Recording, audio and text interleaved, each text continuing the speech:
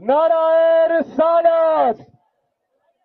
ना सुनो, स्टेज पर लोग नीचे चले जाएं,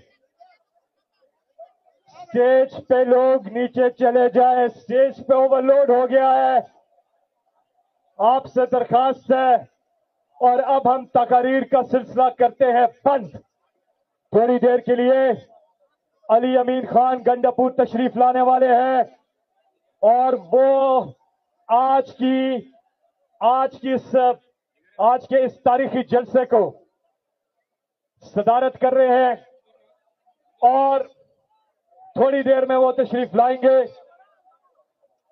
आजम खान सवाती तशरीफ ला चुके हैं। आजम खान सवाती।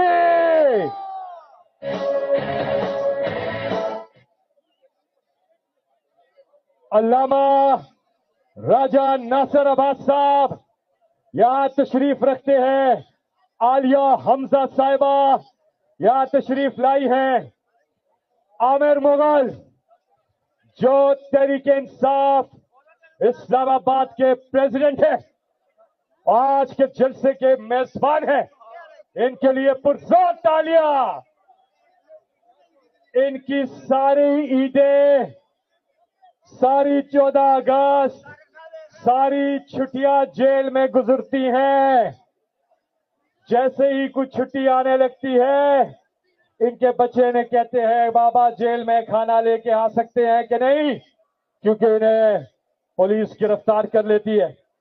और इस जलसे में इन्होंने अनथक मेहनत की है। मैं चाहूंगा कि आप आमिर मुगल के लिए हाथ उठाकर एक बार फिर तालियां। MNA फॉर्म 45 के